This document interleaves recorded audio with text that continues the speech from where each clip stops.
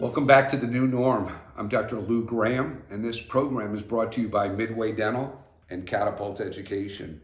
My guest today is a really close friend of mine, Dr. Jeff Horowitz from Conway, South Carolina. But before I get to Jeff and really share the next, I'll say this will be a very much of a fun interview. I want to talk about the latest in testing. And I'm one who just follows this, and I just want really great testing. We all do. So out of Israel, an announcement came that a Professor Gabi Sarusi out of Ben Gurion University has developed a breathalyzer test.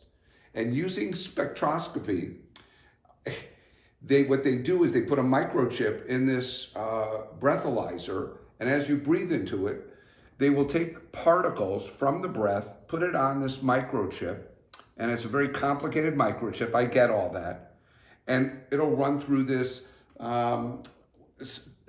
spectroscopy setup. And basically what it will do is it will tell you within 1 minute if a patient has COVID or not. That would be unbelievable. Now, the pricing is going to be too expensive, I believe, for us to have in our offices. But if you could send to testing centers around the area and they could go in and know in 1 minute whether they have the virus or not. And again, it's not saying it's shedding, but if they have the virus, that would be groundbreaking. And it's all saved in the cloud. So it's an automated system saved in the cloud. That would be unbelievable in giving us future. Now they're talking October-ish even for that. So again, early testing, wanted to share that with you. Okay, so Jeff Horowitz. So Jeff has been in the midst of reopening his office, and I figure last week I had Peter Oster on, and we talked about some key products. I thought I'd bring Jeff on, and we talk about reopening the office. Jeff, welcome to the show. Hey Lou, great to hear from you. So you're down practicing in Conway. Tell me, with the limitations of PPE, of what's going on for all of us, we've all had to be a little bit resourceful, to say the least.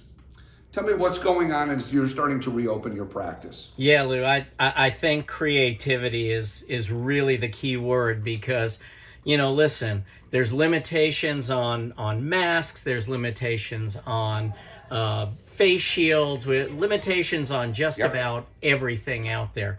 So how do we open up safely for not just our patients, but for our team? That's really been the question. And so we've taken a lot of time to try to figure this out. And so we've done a bunch of things. I mean, starting with, we took all of our waiting room furniture, which was fabric, a really nice fabric. I was proud of my beautiful waiting room. But quite honestly, do I want to put a lot of disinfectants on that nice waiting room furniture? So I know. We had a portable storage unit brought in, and for less than $100 a month, I'm able to store my furniture all in a portable storage unit that's in my parking lot. Right. And we brought some. They're not fold-out chairs. They're nice hard surface chairs that are in the waiting room now, and I feel really good about being able to wipe those down. For people who have a lot of extra storage, you don't even need the storage unit. But for us, we're kind of running out of room here. With masks and face shields being so hard to get, and needing to make those last longer, what can we cover them with? Using a surgical mask over a N95 or an N95, or finding a good face shield. In fact, we found some really cool face shields that weren't expensive at Harbor Freight Tools. We found them online, and that's been really good for covering our entire face, protecting us, and then allowing us to use those masks a little bit longer. So let me ask you, as you start to, so let me ask you, are you fully open yet, or are you like doing a soft reopening? Where are you in that? So we decided that if we were going to go back, that we were going to go back as close to a regular schedule as we could. Now, with some exceptions, no doctor or no provider in the practice is allowed to have a second room booked. So when we Right. open, we said you get one column because we've just got to be able to limit the traffic. We're using Right. our Weave application so that when our patients come in, they text us, they see that at the front desk, and then the front desk texts them back when they're ready to come in. As soon as we're ready for them so that they can walk straight back, we're asking them not to bring people with them. If it's a caregiver that has to come, then, we've got 6 or 7 chairs spread out, by about 7 or 8 feet on those hard surfaces. So we're accommodating them. But we're just trying to keep the traffic modified. And then on the way in, my front desk is taking their temperature and giving away a disposable pen. They don't sign anything that they hand back. Yeah. And it seems to be working really well. We're on as close to a normal schedule other than double booking providers. And it's worked out really well so far, Lou.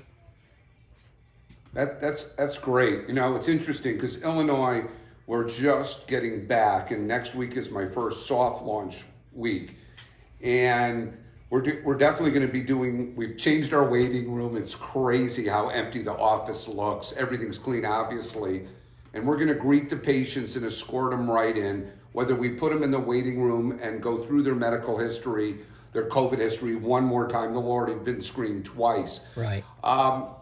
Exactly. So with all of that, I'm going to ask you a question. And more pointedly, my feeling is when you walk into a room and you're going to create aerosol, we're all going to be creating aerosol. Okay. Given that, let's talk about aerosol. So you're starting back up, you're doing procedures, and aerosol has had this taboo word where we still don't even know how contagious potentially aerosol even is with all the dilution and particles. But given all that, what are you doing for aerosol specifically in your practice? Then I'll talk about mine. Tell me what you're doing. Yeah, so that's a great question, and that's really been first Okay. and foremost, I think, on everybody's mind is, that's what kept us limited to only seeing emergencies. And even when we saw emergencies, we did everything humanly possible not to create any aerosol. So during that time, we had some, we had a little bit of introspective time to really read up and look into what works, what doesn't work on aerosols. We did put ozonators in both of our offices. I think that, listen, that's a healthy thing to do anyway. So I had no problem with doing that. But I also realized that we need to be thinking about disinfecting many of the other surfaces in the operatories that we've really never thought about before. Things that we can't really wipe down, or things that we can't really spray directly. And how do we clean those? So in looking at that, my first thought was, well, how do other industries handle these problems? So we've seen how the airline industries have handled it with these e-misters that basically use an electrostatic misting technology, and they're misting a hypochlorite disinfectant on the airplanes. Right. So I started reading about this, and I looked into the e-misters. Lou, the e-misters were like $1,000, and you couldn't get a hold of one. I mean, they were on a 2-month waiting period just to get a hold of one of these e-misters. I'm like, well, that's not going to work. I can't wait 2 months to open. So I started looking into the hotel industry, and I realized that they were using a type of mister as well, and that they were using a peroxide solution, and they were using it like on their draperies and all the fabrics that are otherwise very hard to disinfect. So the more I read about this, the more that peroxide and misting technology made sense, but I needed to figure out, where can I get this misting or fogging technology if these e-misters are so hard to get a hold of? I was willing to pay the $1,000 if I could get a hold of one. I just couldn't find one where I could get it in less than 2 months. And then, of course, you have the people on eBay, that are gouging, buying them and selling them for double or triple the cost. So really the technology is exactly the same as what we see in these mosquito foggers that are available at any of your home improvement stores like Lowe's, like Home Depot, any, whatever you have around you. I found one at Lowe's, and again, this is not endorsing any one particular product. I just have a Lowe's right by my house, and I found one at Lowe's called, made by the Ortho company, and it's a mosquito fogger. And it's the same, it sounds horrible, right? But it's the same electrostatic misting technology that's used in the e-misters. The only difference is it's meant to be used over a larger area. So that's one that's usually used outdoors. So I read about it and I said, is it safe, to put these disinfecting agents into a mosquito mister? And the more I read, the more I found out that a lot of people are already doing this. The caveat is you can't really use a machine that's ever had any kind of a mosquito repellent or pesticide or herbicide in it, which is, I think that's very logical, but, I just wanted to say that in case anyone says, oh, I've got one of those in my garage. So, but anyway, I said, let's give it a try. And so we purchased a bunch of peroxide solution at 3%. It's said to kill the coronavirus in 1 minute or so. Our protocol is just for safety. We've decided to let it sit for at least 3 minutes. Much of it evaporates because it's a fog. So much of it evaporates on its own, but we let it sit 3 minutes, and anything that we don't want to have remain moist in any way, I have the assistants go in and wipe down. Just to make sure that the floor is not slippery or, any of the surfaces have any moisture on them. So we've been using this technology, the peroxide solution, 3%. We were able to find it, again, being creative. I'm like, where can I find this in bulk? I found a veterinary supply that supplies this 3% solution in bulk. And we're also using that 3% solution, cutting it in half as a pre-rinse for our patients, because it's been shown to be very effective at killing the coronavirus on contact, if not within a minute. So we're cutting that solution in half for our mouth rinses, putting it directly into our misters, and anytime there's an aerosol in the room, that entire room gets sprayed down. So, Jeff, let me ask you this. So let's focus on this because this is new, and we're going to be getting into fogging with you and a couple other presenters on the new norm. So you're using a 3% solution that you're purchasing by the gallons from a veterinary online supplier, basically. Correct. You bought a fogger from Lowe's. How much were the foggers from Lowe's? $100. $100. So I want everybody to understand there are alternatives here. So let me ask you this, Jeff. You go in after, let's say you're about to walk out of a room. I just had this with my team about fogging. Okay. My feeling is if you're not going to take off your garment, if it is not soiled, are you going to fog yourself before you go out of that room and wait the 1 to 2 minutes as you described before you exit your room? What are you doing that way? You hit the nail on the head, Lou. That's exactly what we do. Because how long is it taking us to get dressed and undressed for these procedures? I mean, I only can run one room, but it's like, okay, Dr. Horowitz, we're ready for the implant. All right, give me 10 or 15 minutes to scrub in and get ready for the procedure. And by the time you adjust your loops and the masks and all this stuff, it's like you've lost 15 minutes of your appointment.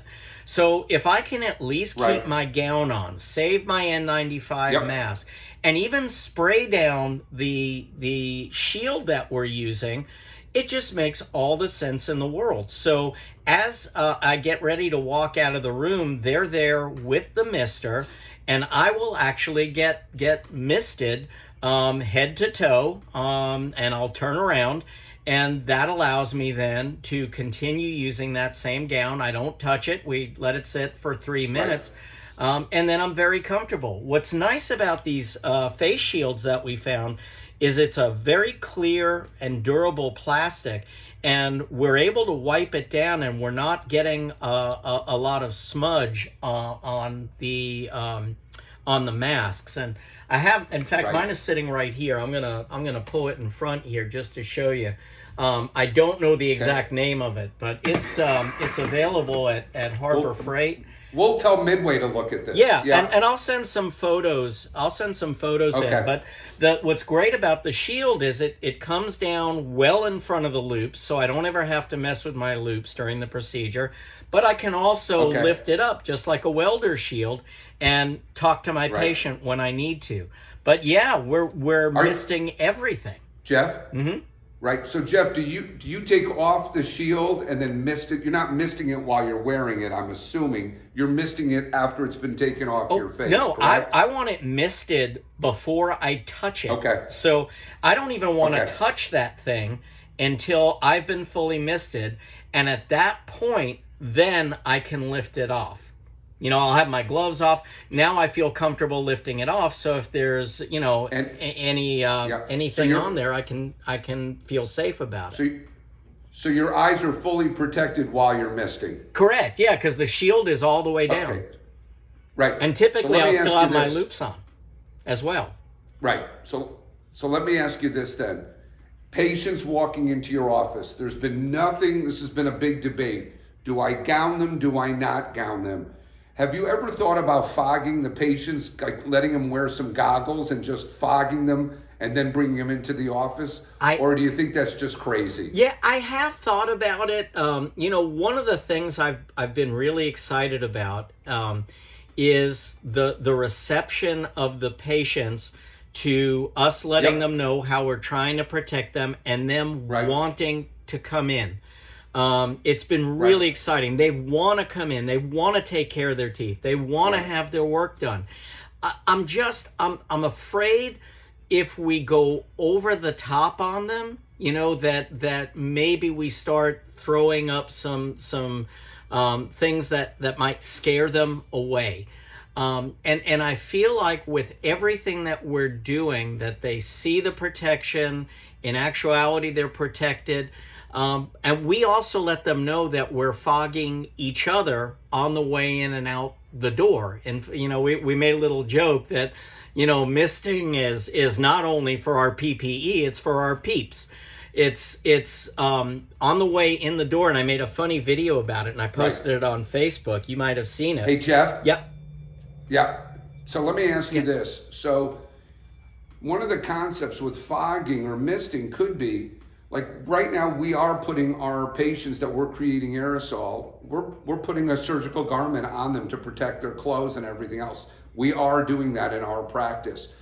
I go back to how we started this conversation. There's limited PPE out there. Yep. If we tell our patients what we're fogging them with, and we fog them before they walk in, and then we actually fog them afterwards because there's aerosol in the room, there's still that concept.